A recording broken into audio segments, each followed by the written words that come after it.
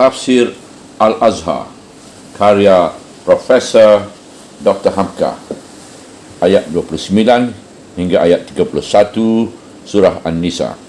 Bismillahirrahmanirrahim.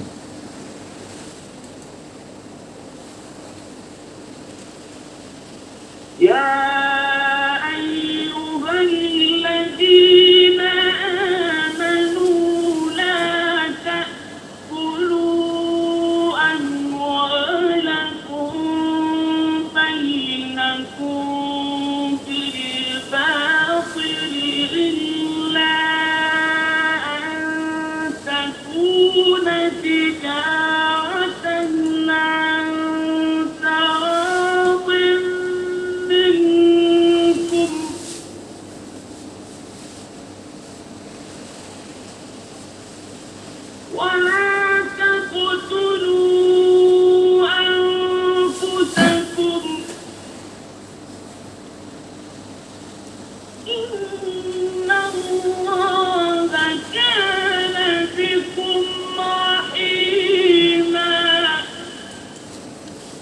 Ayat 29.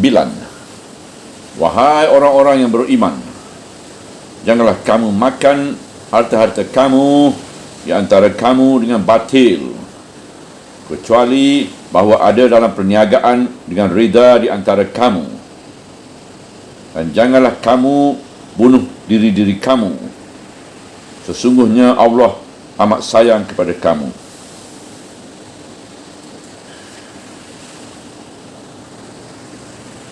وَمَنْ يَفْعَلْ ذَلِكَ عُدْوَانًا وَظُلْمًا فَسَوْفَ نُصْلِيهِ نَارًا وَكَانَ ذَلِكَ عَلَى اللَّهِ يَسِيرًا. Ayat 30.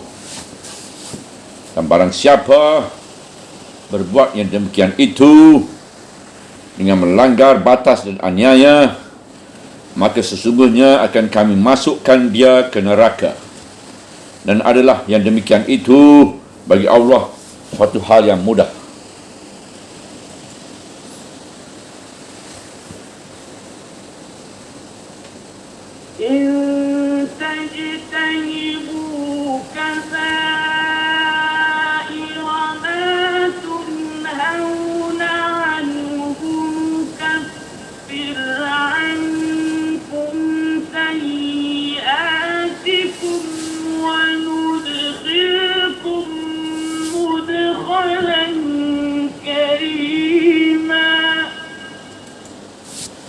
Ayat 31. Jika kamu jauhi dosa-dosa besar yang dilarang kamu mengerjakannya, nescaya akan kami hapuskan daripada kamu kesalahan-kesalahan kamu dan akan kami masukkan kamu ke tempat masuk yang mulia. Ingatlah kembali seruan Tuhan pada ayat yang pertama, iaitu agar manusia itu ingat bahawa mereka pada hakikatnya ialah dari jiwa yang satu, terbagi, terpencar-pencar di muka bumi menjadi laki-laki dan menjadi perempuan. Dan ingat pula kembali bahawa di dalam pergaulan hidup manusia itu diperingatkan Allah agar takwa kepadanya dan memelihara akan al-arham, iaitu kasih sayang dan kekeluargaan manusia yang besar. Melawatlah ke negeri yang jauh, entah ke Amerika atau ke Rusia, ke Tiongkok atau ke Afrika. Meskipun kulit berlain warna dan bahasa yang dipakai pun berlain, namun perasaan kemanusiaan itu adalah sama. Apabila datang ke negeri orang dengan hati yang terbuka dan budi yang baik, maka di negeri-negeri yang kita datangi itu akan terasalah kesatuan manusia yang bebas daripada ikatan politik atau perbezaan cita. Maka datanglah agama untuk mengatur pergaulan hidup manusia itu, menuntun iman, membina keluarga, berkahwin dan sampai kepada berwaris. Di dalam pergaulan manusia yang luas itu, hendaklah ada hubungan yang baik dalam hal harta benda. Sesudah Allah Ta'ala menuntun jalan kepada perkahwinan dan menjauhi perzinaan, sekarang Tuhan menuntun kita dari hal harta. Wahai orang-orang yang beriman, janganlah kamu makan harta-harta kamu di antara kamu dengan batil, kecuali ada dalam perniagaan dengan rida di antara kamu. Pangkal ayat 29. Mula-mula ayat ini ditujukan kepada orang yang beriman, kerana orang yang telah menyatakan percaya pada Allah akan dengan taat dan setia menjalankan apa yang ditentukan oleh Allah. Apabila golongan yang setia menjalankan perintah Allah kerana imannya telah memberikan contoh yang baik, nescaya yang lain akan menurut. Pada orang yang beriman itu dijatuhkan larangan, jangan sampai mereka memakan harta benda yang di dalam ayat tersebut harta-harta kamu. Hal inilah yang diperingati terlebih dahulu kepada mukmin, iaitu bahawasanya harta benda itu, baik yang di tanganmu sendiri atau di tangan orang lain, semuanya itu adalah harta kamu. Lalu harta kamu itu dengan takdir dan kurnia Allah Ta'ala, ada yang diserahkan Tuhan kepada tangan kamu dan ada yang pada tangan kawanmu yang lain. Lantaran itu, maka betapapun kayanya seseorang, sekali-sekali jangan dia lupa bahawa pada hakikatnya kekayaan itu adalah kepunyaan bersama juga. Dalam harta yang dipegangnya itu selalu ada hak orang lain yang wajib dia keluarkan apabila datang waktunya. Dan orang yang miskin pun hendaklah ingat pula bahawa harta yang ada pada tangan si kaya itu ada juga haknya di dalamnya. Maka hendak dipeliharakannya baik-baik. Datanglah ayat ini menerangkan bagaimana hendaknya cara peredaran harta kamu itu. Mentang-mentang semua harta benda adalah harta kamu bersama, tidaklah boleh kamu mengambilnya dengan batil. Arti batil ialah menurut jalan yang salah, tidak menurut jalan yang sewajarnya, kecuali bahawa ada dalam perniagaan dengan rida di antara kamu. Kalimat perniagaan yang berasal dari kata niaga, dari kata tiaga atau niaga, yang kadang-kadang disebut pula dagang atau perdagangan, adalah amat luas maksudnya. Segala jual dan beli, tukar menukar, ganti mengganti, gaji menggaji, sewa menyewa, import dan ekspor, upah mengupah, dan semua menimbulkan peredaran harta benda, termasuklah itu dalam bidang niaga. Dalam jalan niaga itu beredarlah harta kamu, pindah dari satu tangan kepada tangan yang lain dengan garis yang teratur. Dan pokok utamanya ialah reda, suka sama suka dalam garis yang halal. Kita misalkan seseorang mempunyai kepandaian tukang, maka hartanya ialah kepandaian tukangnya itu. Seorang lagi memerlukan mendirikan sebuah rumah. Dia sendiri tidak mempunyai kepandaian untuk mendirikan rumah itu. Dia hanya mempunyai wang buat membeli kepandaian si tukang tadi untuk membangun rumahnya. Kepandaian si tukang adalah harta kamu pada yang menginginkan rumah. Dan wang upah yang akan diterima si tukang adalah harta kamu bagi si tukang. Kalau dia disuruh mengerjakan rumah, padahal upahnya tidak dibayar, itu adalah satu perbuatan mengambil harta kamu dengan jalan yang batil, atau dikhianati oleh tukang tadi kerana pekerjaan yang tidak sempurna, sehingga tidak sepadan upah yang telah diterimanya dengan buruknya pekerjaannya itu. Ini pun mengambil harta kamu dengan batil. Bolehlah orang berfikir kerana kamu demikian, kalau demikian, dalam ajaran Islam yang menyebut harta kamu itu nampaknya terdapat apa yang sekarang kita namai sosialisme. Penafsiran bisa diperpanjangkan, diperluaskan, namun kenyataannya ialah begitu.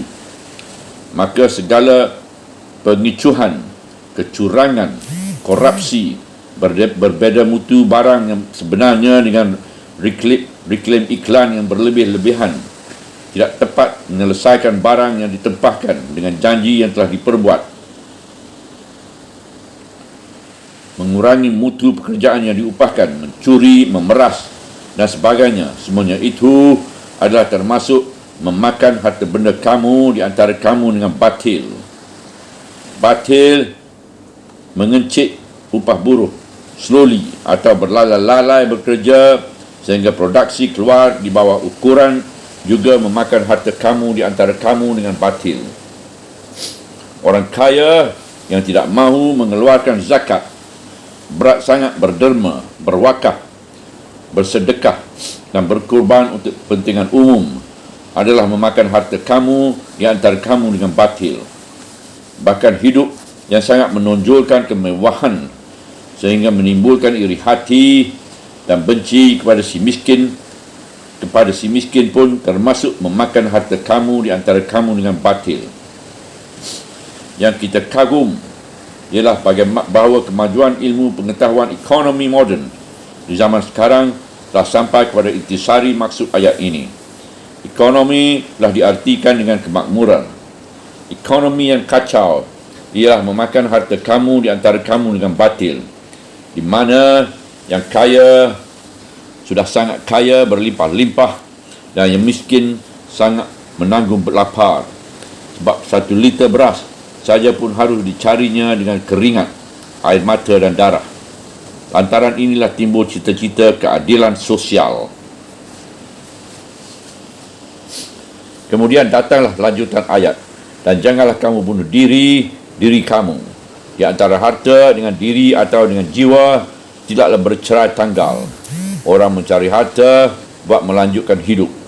Maka selain kemakmuran harta benda, hendaklah pula terdapat kemakmuran atau keamanan jiwa.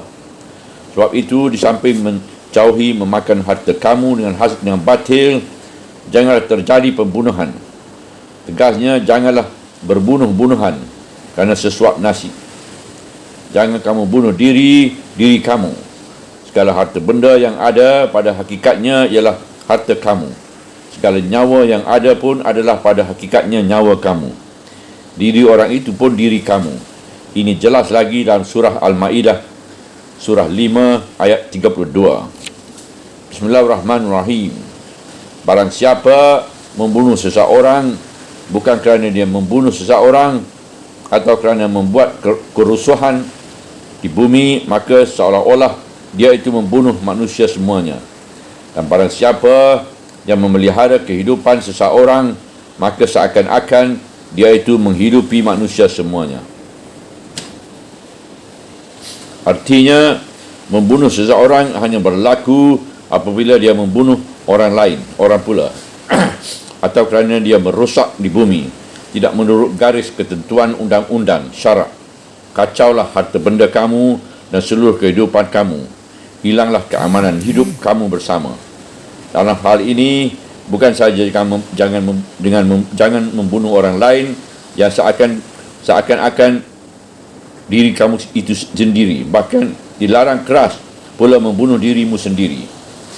Adapun penderitaan batin, betapapun sesaknya perasaan sehingga telah amat sempit rasanya hidup ini, bahkan telah putus asa rasanya buat hidup, namun dirimu jangan kamu bunuh.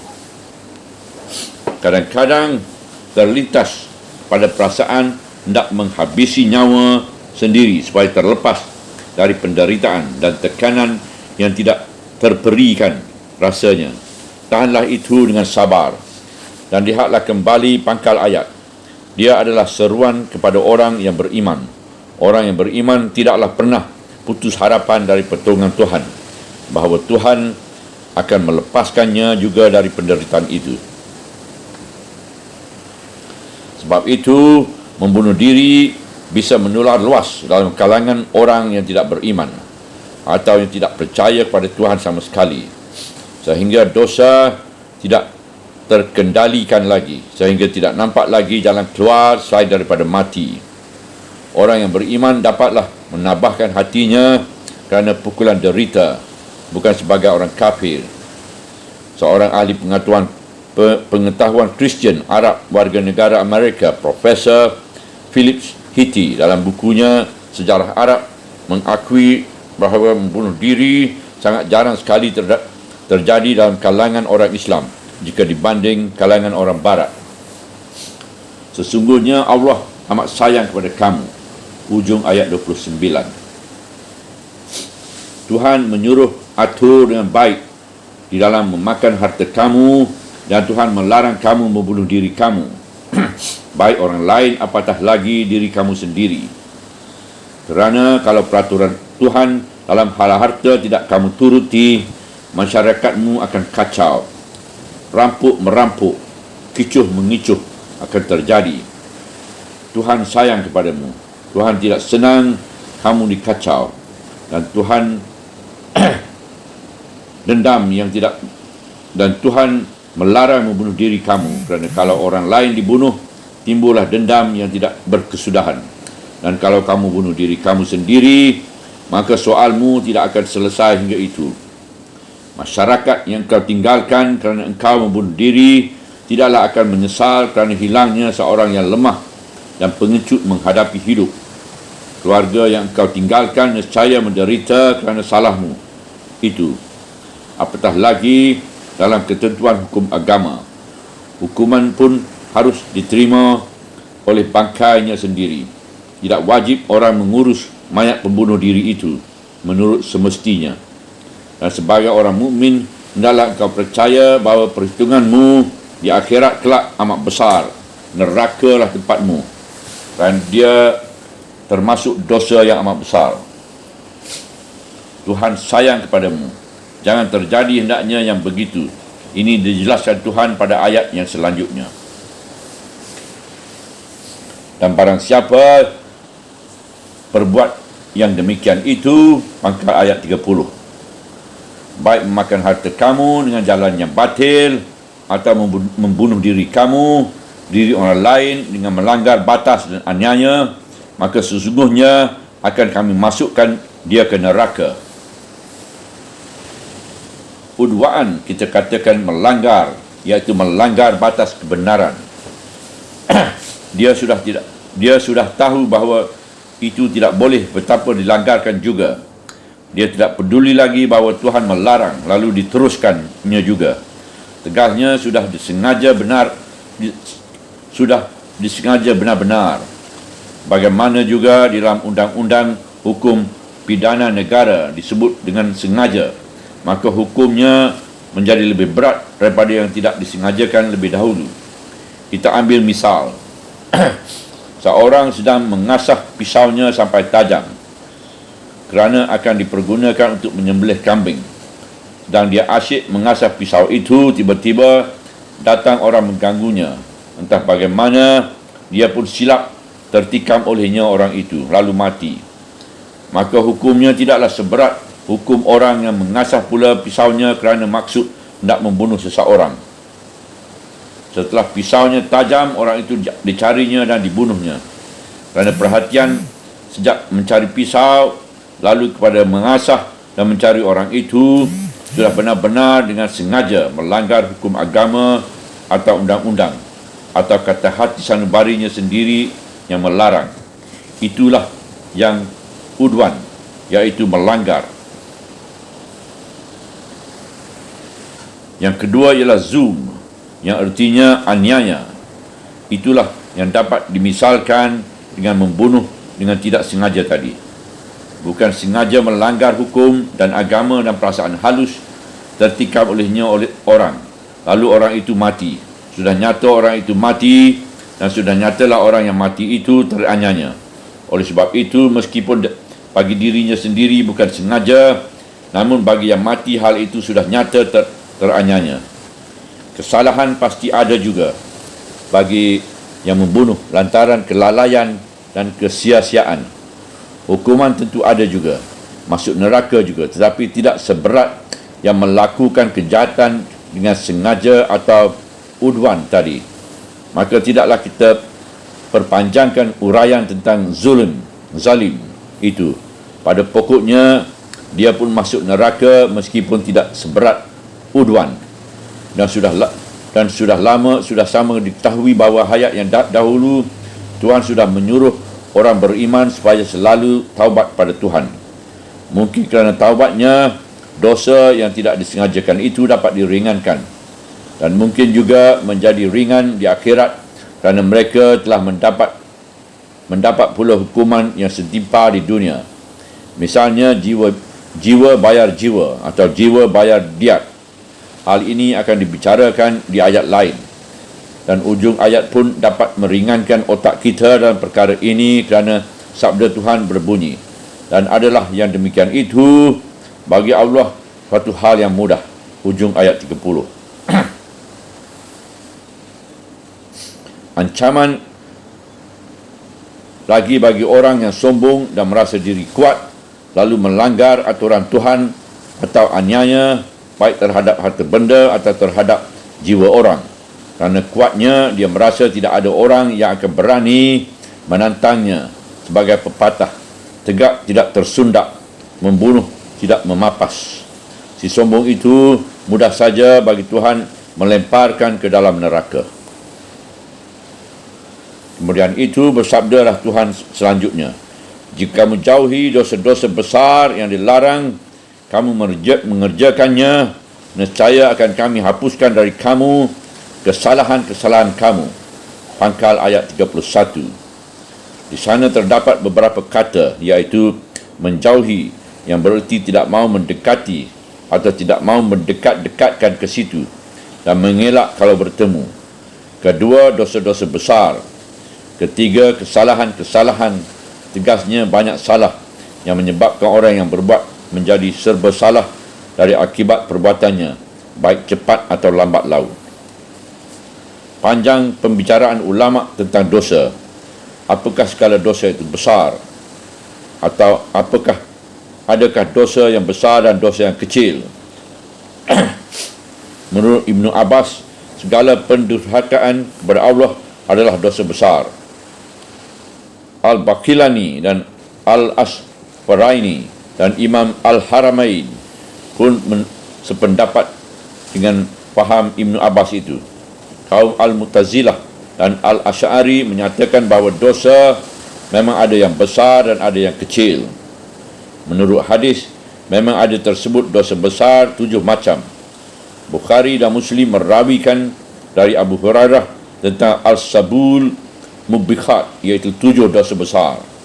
Mempersekutukan yang lain dengan Allah, membunuh suatu diri termasuk diri sendiri, sihir, makan riba, memakan harta anak yatim, meninggalkan medan perang dikala menyerbu musuh, menuduh-nuduh perempuan baik-baik berbuat zina.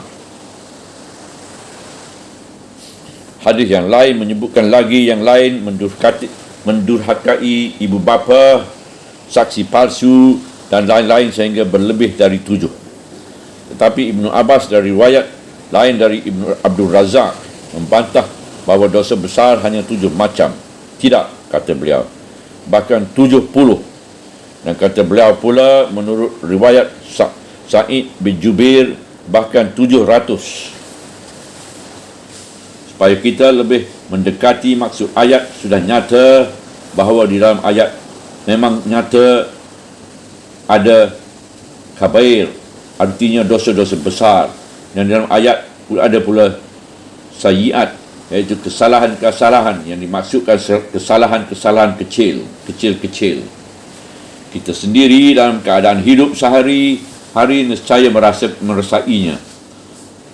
Untuk misal yang gampang, kita berjalan seorang diri, terlihat perempuan cantik, hati tergiur hati saja belum dosa. Tapi kalau sudah mulai memperhatikan bentuk tubuhnya dengan syahwat, mulailah kesalahan menjadi dosa kecil. Tetapi kalau sudah berzinar, menjadilah dia dosa besar. Kalau zinar itu dijauhi sangat, maka dosa memperhatikan tubuhnya itu tadi dihapuskan oleh Tuhan. Menurut sebuah hadis yang dirawikan oleh Bukhari dan Muslim dari hadis As-Sabi dari Abdullah bin Amir, dan Nabi sallallahu berkata beliau, dosa-dosa besar ialah mempersekutukan sesuatu dengan Allah, mendurhaka kepada ayah bunda, membunuh suatu diri, dan sumpah palsu. Dan satu hadis lagi diriwayatkan oleh Bukhari dan Muslim juga, diterima dari Abdul Rahman bin Abu Bakrah dan Abdul Rahman menerimanya dari ayahnya. Dari Nabi SAW, beliau berkata, sukakah kamu aku jelaskan kepada kamu yang sebesar-besar dosa di antara segala yang besar? Beliau tanya sampai 3 kali. Mereka menjawab, tentu saja ya Rasulullah. Beliau berkatalah beliau, yaitu mempersekutukan yang lain dengan Allah, mendurhakakan kedua ibu bapa. Ketika berbicara itu, beliau sedang berbaring. Lalu beliau duduk dan meneruskan perkataan beliau. Ketahuilah dan kata-kata dusta. Perkataan itu beliau ulang beberapa kali sehingga kami yang mendengar ingin beliau berhenti.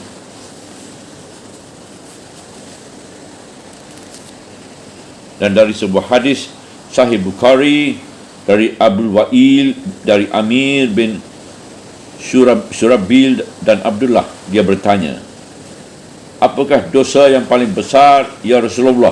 Beliau menjawab, bahawa engkau adakan sekutu bagi Allah, padahal dialah yang menjadikan engkau. Kemudian aku bertanya lagi, kemudian itu apa lagi ya Rasulullah? Beliau menjawab, bahawa engkau bunuh anak engkau kerana takut dia akan makan bersama engkau. Lalu aku bertanya lagi, sesudah itu apa lagi ya Rasulullah? Beliau berjawab, bahawa engkau berzina dengan isteri tetangga engkau. Maka diturunkan ayat penguat perkataan Rasulullah SAW itu, demikian bunyinya, dan orang-orang yang tidak memohon bersama dengan Allah kepada Tuhan yang lain, dan tidak mereka membunuh diri yang diharamkan oleh Allah kecuali menurut kebenaran, dan tidak mereka berzina.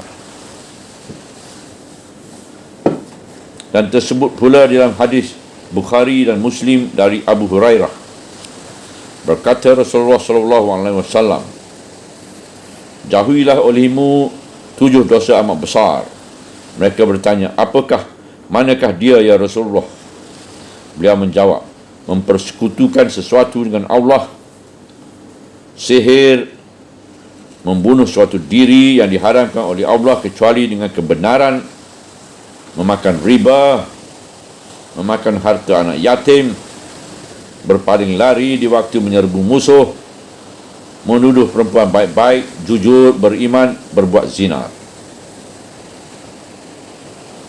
Dan dirawikan pula oleh Subah dari Sa'ad bin Ibrahim, berkata dia, aku mendengar Humaid bin Abdurrahman menerima hadis dari Abdullah bin Amir dari Nabi SAW. Berkata beliau, di antara sebesar-besar dosa besar ialah seorang lelaki-lelaki yang menista ayah bundanya. Bertanya mereka, bagaimana seorang lelaki-lelaki yang menistakan ayah bundanya itu? Beliau jawab, dinistanya ayah seseorang, lalu orang itu menista ayahnya pula, dan nistakannya ibu seseorang, lalu orang itu menista ibunya pula. Dan satu hadis sahih lagi dari Abu Hurairah dari Nabi SAW, sabda beliau, sesungguhnya di antara sebesar-besar dosa besar ialah seorang laki-laki tak henti-hentinya membicarakan keburukan saudaranya sesama Islam di luar kebenaran. Di luar kebenaran ialah memfitnah. Kalau memang ada keburukannya, lalu dibicarakan juga bernama mengumpat atau bergunjing. Dari hadis-hadis yang sahih ini sudah teranglah bahawa memang ada dan lebih jelas apa yang dikatakan Al-Kabir atau dosa-dosa besar. Sahabat-sahabat Rasulullah SAW yang utama itu pun banyak memberikan keterangan tentang dosa besar. Abdullah bin Mas'ud berkata, sebesar-besar dosa besar ialah mempersekutukan Allah dengan yang lain, merasa aman saja dari pembalasan Tuhan, dan tidak mempunyai harapan akan rahmat Allah, dan putus asa daripada karunia Allah. Berkata Sa'id bin Jubair, bertanya seorang laki-laki kepada Ibnu Abbas dari hal dosa-dosa besar itu, apakah benar 7 banyaknya? Beliau menjawab, kepada 700 lebih dekat. Cuma saja tidak ada dosa besar selama masih memohon ampun kepada Tuhan, dan tidak ada lagi dosa yang kecil kalau selalu dikerjakan. Dan kata Ibnu Abbas pula pada kesempatan yang lain, tiap pekerjaan mendurhakai Allah adalah dosa besar. Sebab itu barang siapa berbuat demikian, hendaklah dia segera meminta taubat kepada Allah. Kerana Allah tidaklah akan mengekalkan seseorang itu pun dari umat ini di dalam neraka, kecuali kalau dia kembali kafir sesudah Islam, atau dia tidak mau mengikuti perintah-perintah yang fardu dan dia mendustakan takdir Allah. Berkata pula Abdullah bin Mas'ud, apa yang dilarang Allah di dalam surah An-Nisa sejak permulaan sampai sabda Tuhan, jika kamu jauhi segala dosa besar yang telah dilarang kamu daripadanya, nescaya akan dihapuskan daripada kamu kejahatan-kejahatan kamu itu. An-Nisa ayat 31. Semuanya itu adalah dosa besar. Berkata pula Ali bin Talhah tentang arti dosa besar yang baik sekali kita jadikan pegangan. Kata beliau, dosa besar ialah segala dosa yang telah diberi meterai cap oleh Allah dengan api neraka, atau dengan kemurkaan, atau laknat, atau siksaan. Atau ad-dahak. Menurut ad-dahak, dosa besar itu ialah apa yang diancamkan Allah atasnya dengan hukuman di dunia dan azab di akhirat. Menurut Husain bin Fadil, dosa besar ialah yang disebutkan Tuhan dengan jelas di dalam Al-Quran. Lalu dia sebutkan ayat yang menjelaskan dosa besar itu, iaitu yang tersebut pada surah An-Nisa ayat 2, surah An-Nur ayat 16, surah Al-Ahzab ayat 53. Kata beliau, segala dosa yang disebut dalam ayat-ayat itu adalah dosa besar belaka. Dan surah Al-Isra ayat 31, surah Luqman ayat 13, surah Yusuf ayat 28. Menurut Sufyan Ats-Tsauri, yang disebut dosa besar ialah segala hubungan buruk di antara hamba sesama hamba, dan dosa kecil adalah di antara hamba dengan Allah. Kata beliau, kerana dosa-dosa yang di antara hamba dengan Allah mudah diselesaikan dengan taubat sungguh-sungguh kepada Allah, atau meminta maaf ilahi, atau dengan syafaat. Tetapi terhadap sesama hamba Allah tidaklah akan hapus sebelum hamba itu sendiri yang memberi maaf. Berkata As-Sudi, Al-Kabir ialah apa yang dilarang Allah dari dosa-dosa yang besar, dan as-sayyiat ialah permulaan dari embel-embel pengikutnya yang terhimpun diambilnya segala yang buruk dengan fasik, seumpama memandang, menyinggung, mencium dan sebagainya. Dan sekalian keterangan yang kita terima ini, teranglah sudah bahawa Al-Kabir, iaitu dosa besar, memang ada, dan dosa kecil pun ada. Tetapi kita pegang teguh apa yang pernah dikatakan oleh Ibnu Abbas. Tidak ada dosa yang besar kalau disertai dengan segera memohon ampun, dan tidak ada lagi dosa yang kecil kalau disertai dengan berterusan. Tegasnya, betapapun besarnya dosa, kalau betul-betul taubat akan diampun Tuhan, dan betapa kecil pun dosa, kalau terus menerus diperbuat, dia akan menjadi besar juga. Sesudah Tuhan memberikan janji yang tegas bahawa jika kita sudah menjauhi dosa-dosa yang besar, maka kesalahan yang kecil-kecil dengan sendirinya akan dihapuskan oleh Tuhan. Dan Tuhan pun melanjutkan sabdanya, dan akan kami masukkan kamu ke tempat masuk yang mulia. Hujung ayat 31. Tempat masuk yang mulia akan terdapat pada dua tempat. Pertama, di dunia ini, kerana dengan menempuh jalan yang baik, hidup jadi bahagia. Di akhirat kelak, masuk pula ke tempat yang mulia, iaitu syurga yang dijanjikan. Setengah dari ikhtiar untuk membuat hidup yang lebih baik, terjauh dari berbuat dosa-dosa yang besar, ialah memilih teman bergaul yang disebut lingkungan atau bi'ah atau milieu. Bergaul dengan orang jahat kejahatannya akan memindah. Bergaul dengan orang-orang baik akan membawa diri sendiri kepada perbuatan yang baik. Kehidupan itu adalah tiru-meniru dan pindah-memindah.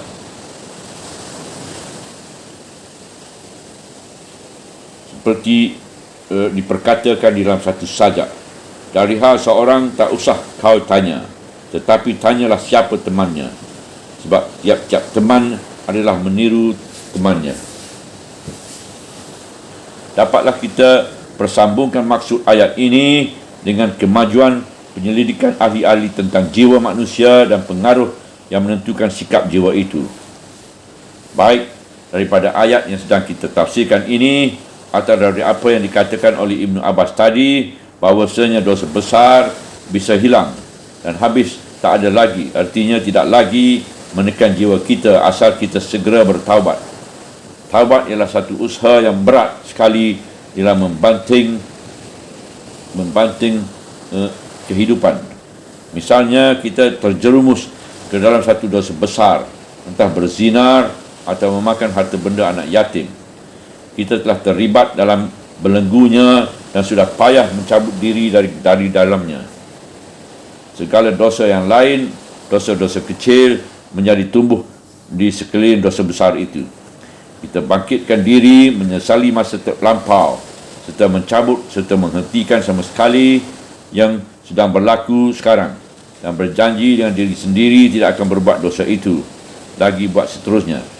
Kita hendak taubat, dan taubat artinya ialah kembali, iaitu kembali ke jalan yang telah ditentukan Tuhan. Kalau kita menang mengatasi soal ini, akan terjadi sendiri kepulihan dalam jiwa kita, dan dosa-dosa kecil yang lain yang disebut sayyiat tadi dengan sendirinya telah ikut hilang. Kita dapat menyaksikan sendiri orang yang telah terbenam ke dalam satu dosa besar. Sikap dan cara hidupnya dengan sendirinya berubah. Sikap jiwanya menjadi kentara. Kalau dia telah terlanjur menjadi seorang pezina misalnya, matanya pun menjadi liar apabila melihat perempuan cantik. Demikian juga perempuan yang telah terlanjur berzina. Orang mukmin dapat firasat bahawa cahaya kesucian menjadi padam dari matanya dan tidak mengenal malu lagi. Dosa-dosa yang ditimbulkan oleh matanya yang padam cahaya kesucian itu, sebab tidak sanggup lagi mengendalikan diri, menunjukkan bahawa jiwanya mulai sakit. Padahal kalau hanya melihat saja, barulah satu dosa kecil. Tetapi melihat dan melihat lagi sehingga tidak dapat lagi mengendalikan diri, menjadi alamat bahawa sayyiat melihat itu adalah tumbuh dari dosa besar yang telah dibiasakan. Itulah sebabnya maka dalam ayat yang tengah kita tafsirkan ini, kita diperintahkan ijtanibu, artinya jauhi atau mengingkir daripada dosa-dosa besar-besar yang dilarang itu. Kalau dosa besar telah dijauhi, maka akan ditangkiskan Tuhan lah dosa-dosa kecil darimu. Dengan sikap demikian, sikap jiwamu masih tetap terpelihara dosa-dosa kecil yang tidak disengaja, yang kadang-kadang terlintas dalam hidup, tidak lagi mempengaruhi sikap jiwa. Ibnu Abbas mengatakan bahawa dosa kecil kalau terus menerus tidaklah kecil lagi. Misalnya saja orang yang terbiasa lumazah, iaitu suka mencela-cela dan menghina orang lain. Kalau hanya sekali-kali lalu segera dikurangi sampai hilang sama sekali, masihlah terhitung dosa kecil. Tetapi kalau sudah menjadi kebiasaan, menjadilah dia tabiat buruk dan melekat pada diri. Susah dirubah kerana telah menjadi kebiasaan. Maka menjadi besarlah dia. Malahan diancam akan masuk neraka. Wailun dan hutamah. Masuk neraka wailun dan hutamah. Manusia yang berakal budi sentiasa berusaha mempertinggikan martabat jiwanya sehingga mempunyai kemanusiaan yang lebih sempurna. Orang mengemukakan filsafah tentang akhlak atau etika. Orang memperkatakan tentang sopan santun. tetapi sopan santun yang mendapat tuntunan dengan tauhid, percayaan akan adanya Tuhan dan kasih sayangnya, itulah jalan satu-satunya yang lebih terjamin membentuk diri dalam mencapai kesempurnaan itu. Dalam ajaran filsafah dikatakan yang baik, yang sebaik-baik cita ialah mengerjakan yang baik kerana semata-mata dia baik, bukan kerana mengharap balas dan upah manusia. Alangkah baiknya filsafah demikian kalau kita mendapat tuntutan dari Maha Kuasa tertinggi tentang mana yang baik itu. Subhanallah, walhamdulillah, wala ilaha illallah, wallahu akbar, wala hawla wala quwwata illa billahil aliyyil azim, wala hawla wala quwwata illa billahil aliyyil azim, wala hawla wala quwwata illa billahil aliyyil azim.